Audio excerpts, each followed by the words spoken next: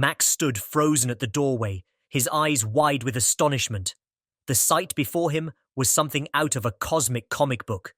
The galactogliders, their wings shimmering with stardust, were zipping through the living room, leaving trails of light in their wake. And there, at the door, stood a boy with a rebellious tuft of hair that defied gravity, an earring twinkling like a distant star.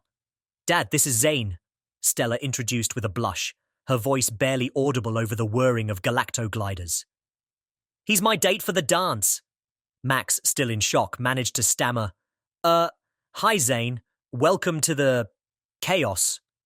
Luna, ever the diplomat, stepped forward with a smile. "Nice to meet you, Zane. Please, come in.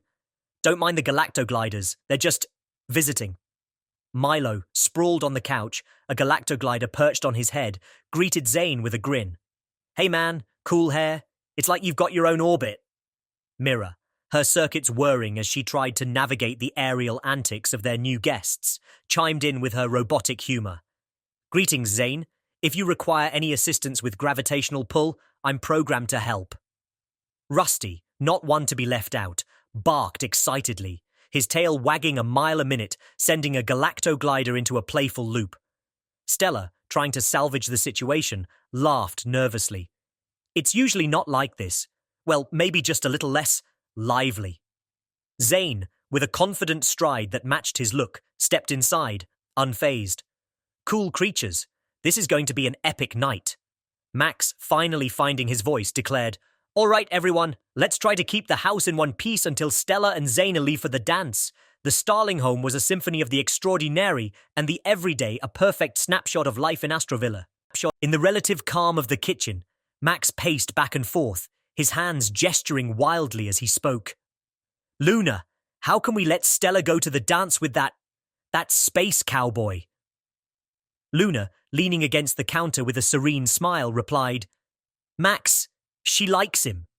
And remember how we were at their age? They'll be fine. Besides, we have bigger fish to fry. Or should I say, galactogliders to guide."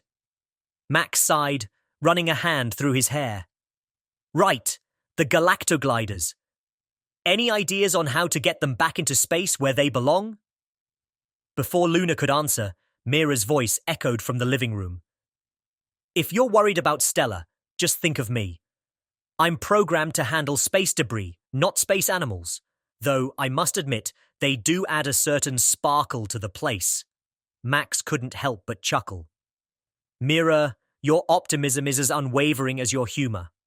Back in the living room, Stella and Zane were ready to leave for the dance. Stella, in her shimmering dress that rivaled the galactoglider's glow, looked radiant. Max approached, his fatherly concern etched on his face.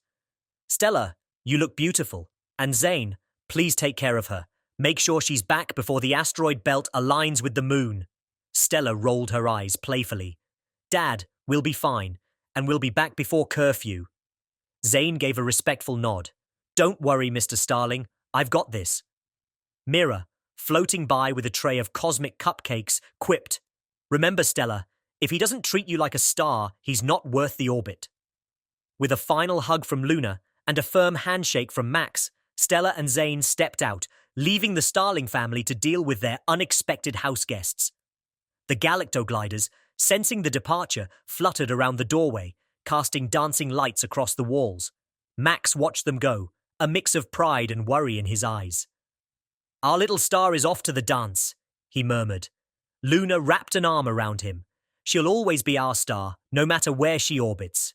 And with that, the Starlings turned their attention to the task at hand, finding a way to return the galactogliders to their rightful home among the stars. Max and Luna, now on a mission, tapped their space phones, calling every possible service in Astroville. The Space Zoo's response was less than hopeful. "Galactogliders? They're nearly impossible to catch once they've nested. You'll just have to wait until they decide to leave on their own," the zookeeper informed them. MIRA, overhearing the conversation, floated into the room, her screen displaying a wry, smiley face. "At this rate, we might as well charge admission. Welcome to the Starling Galacto Cage, the only zoo where the animals are in charge." Her humor was a welcome respite from the growing frustration. Just then, a chorus of beeps sounded from Milo's room. The family rushed over to find the galactogliders curled up on Milo's bed, their wings gently rising and falling in the rhythm of deep sleep. Max, relieved, whispered, "Looks like the excitement finally wore them out." As he backed out of the room, trying not to disturb the sleeping creatures, his foot landed on a half-eaten cosmic pear, one of the galactoglider's snacks. His feet flew out from under him, and with a rip that echoed through the house, his pants gave way. From the doorway, MIRA's voice rang out. "It's a good thing you're a man of many pants, Mr. Max. Perhaps it's time to invest in some anti-gravity trousers?" Max, now in a pair of shorts, could only laugh. "Add it to the shopping list, MIRA." The scene shifted to the Astroville High School gymnasium, where Stella and Zane had just arrived at the dance. The gym was transformed into a cosmic wonderland, with floating lights mimicking stars and a holographic moon casting a soft glow over the dance floor. Stella's eyes sparkled as she took in the scene. "Wow, Zane, it's beautiful." Zane, with a confident grin, offered his arm. "Shall we dance, milady?" As they stepped onto the dance floor, joining their classmates in the timeless ritual of celebration, the worries of the day seemed to drift away, lost among the stars of the Astroville night. Under the holographic constellations, the dance floor was alive with the nostalgic tunes of a bygone era. Stella and Zane swayed to the music, surrounded by their peers, all dressed in their interstellar best. Stella leaned in, her voice barely above the music. "I think my mum has this entire playlist on her Classics from the Cosmos mix." Zane, with a playful smirk, called out to the band, "Hey, can we get something from this century? Something with a bit more warp speed?"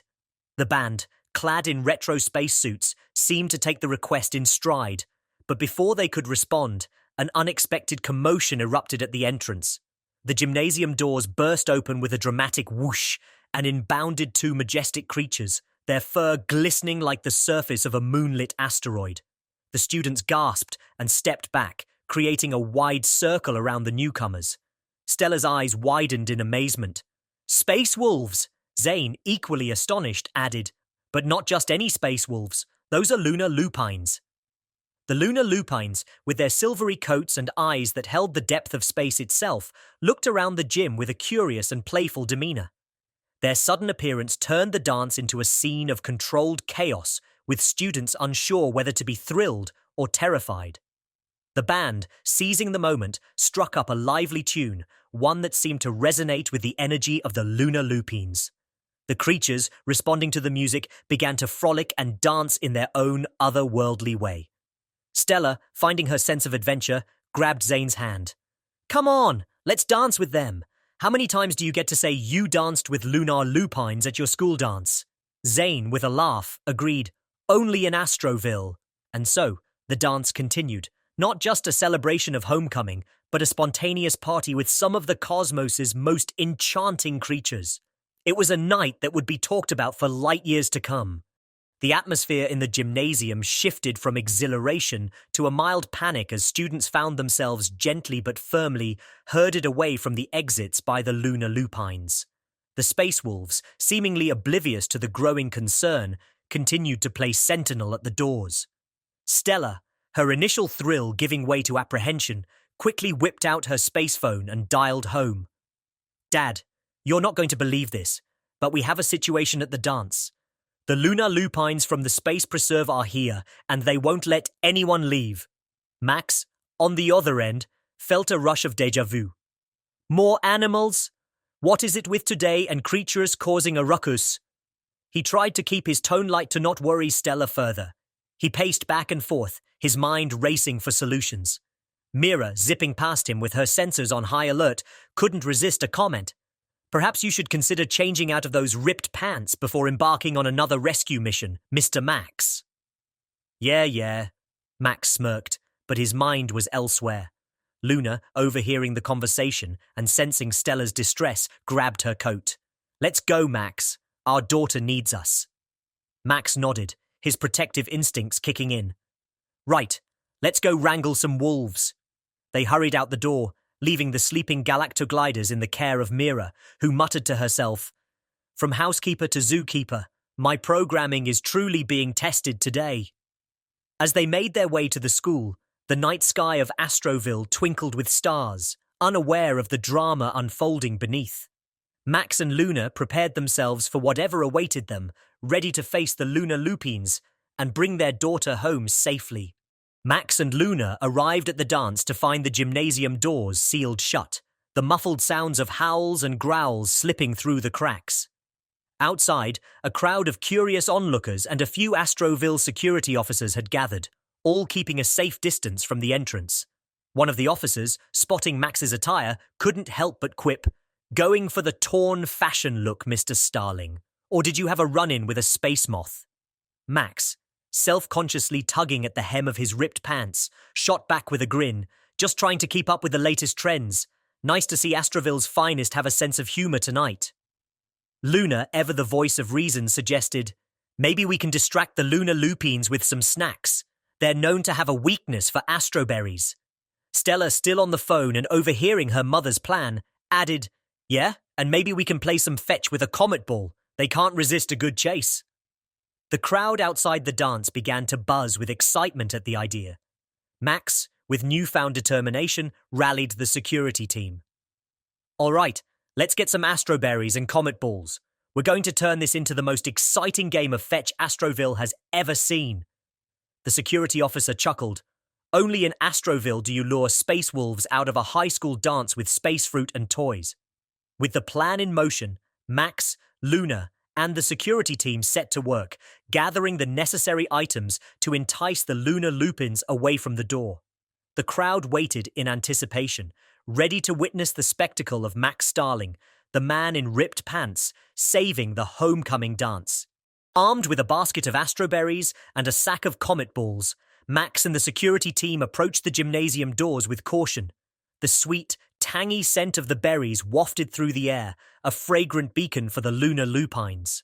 Max, placing the snacks near the entrance, whispered, "If this doesn't get their noses twitching, nothing will." The security officer, standing beside him with a comet ball in hand, joked, "Hope they've got an appetite for something other than dancing teens." Inside, Stella's voice crackled through Max's space phone. "Dad, they're sniffing around. They seem interested in something." "That's because we've got a berry banquet waiting for them out here," Max replied, trying to sound more confident than he felt. Stella, phone in hand, tried to edge away from the curious creatures with Zane. But as they moved toward the back of the stage for safety, one of the lunar lupines, perhaps mistaking Zane's shimmering attire for a plaything, leaped gracefully onto the stage. The wolf's weight pinned them down, its playful eyes not realizing the alarm it was causing. Stella's voice trembled slightly. "Dad, we're kind of stuck here. It's sitting on us." Max's heart raced. "Don't worry, honey. Just stay calm. They're playful, not predatory. We'll get you out." He signaled to the security team, "Now's our chance. Open the doors on my count. 3, 2, 1, now." With precision, the doors were flung open, and the scent of astroberries spilled into the gymnasium. The lunar lupines inside perked up, their ears twitching as the aroma filled their senses. The wolf on the stage lifted its head, its attention now firmly on the feast outside. Max shouted, "Throw the comet balls! Let's give them the best game of fetch they've ever had!" The security officers tossed the comet balls into the night sky, where they soared like shooting stars. The lunar lupines, unable to resist, bounded off the stage and through the doors, chasing after the glowing orbs, leaving Stella and Zane to scramble to their feet, shaken but unharmed. The crowd cheered as the space wolves frolicked outside, their playful howls a sign of their delight. Max and Luna rushed in to embrace Stella and Zane, relieved that the ordeal was over. The homecoming dance, now free of its furry gatekeepers, coup de resume, and the story of how Max Starling saved the night with berries and balls of light would become another legendary tale in the annals of Astroville. Back in the Starling household, the night's earlier excitement had settled into a contemplative quiet. The galactogliders, still nestled in Milo's room, seemed to have claimed it as their new cosmic nest. Stella, her dance adrenaline fading into a warm glow of nostalgia, sighed. Mum would have danced all night to those oldies they played. Zane, still in his dance attire, chuckled.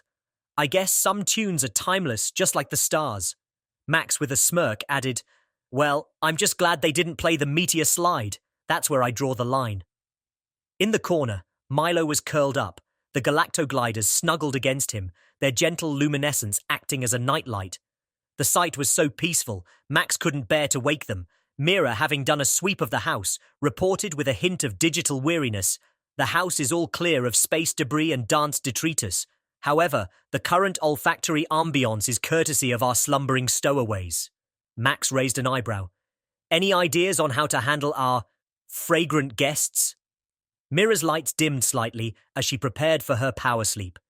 "I suggest a natural approach. Perhaps a space lavender scent might neutralize the eau de galactoglider." With a soft whir, she powered down, leaving the Starlings to ponder their next move. Luna, always the nurturer, proposed, "Let's let them sleep for now. Tomorrow, we can contact the Galactic Wildlife Reserve. They'll know what to do." Max nodded in agreement, the day's events catching up to him. "Let's all get some rest. We've had enough excitement for one day." As the Starlings each found their way to bed, the house hummed softly, a spaceship filled with love, laughter, and the occasional unexpected guest. It was just another night in Astroville, where the extraordinary was simply part of the family. The morning light of Astroville was greeted with the familiar sounds of MIRA's wake-up call. "Breakfast is ready, and coffee. Time to get dressed, family." Her voice echoed through the corridors of the Starling home, followed by the collective groans of a family not quite ready to start the day. Max and Luna, roused by the robotic rallying cry, stumbled into the living room, only to stop dead in their tracks.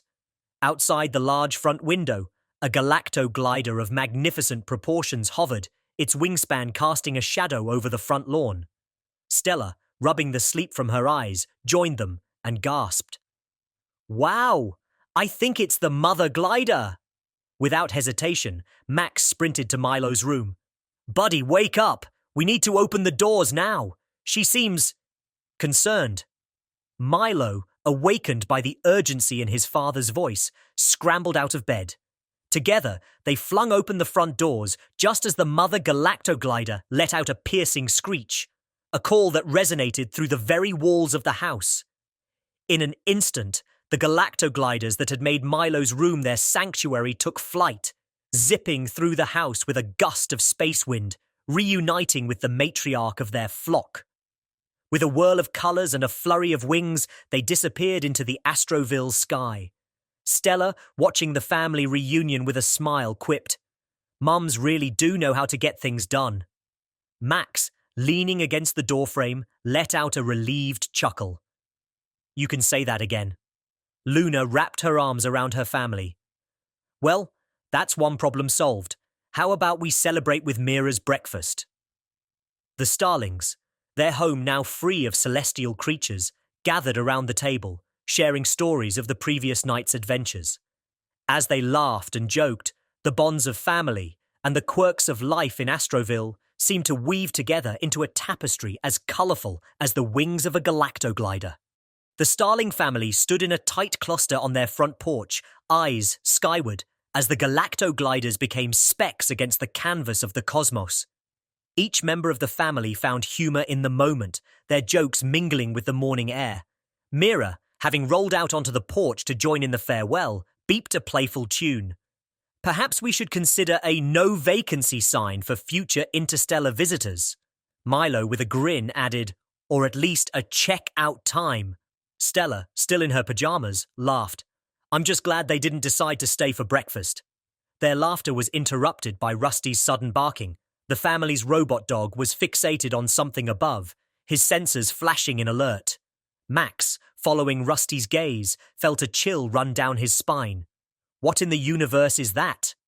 A colossal ship, dwarfing even the grandeur of Astroville, cut across the sky. Its design was unlike anything they had ever seen, with sharp angles and a dark hull that seemed to absorb the light around it. Luna gripped Max's hand tightly. "It looks ominous." The ship cast a shadow over the city as it approached, silent but for the hum of its powerful engines. The residents of Astroville poured out of their homes, their faces a mixture of awe and fear. Stella clutched her father's arm. "Dad, do you think they're friendly?" Max, protective instincts in full force, squared his shoulders. "Let's hope so. But whatever happens, we'll face it together as a family. The ship continued on its path, its intentions unknown, leaving the Starlings and all of Astroville in suspense. And as the story closes on the Starling family, with their uninvited guest looming large, one thing is certain. Life in Astroville is never dull, and the next adventure is always just beyond the horizon.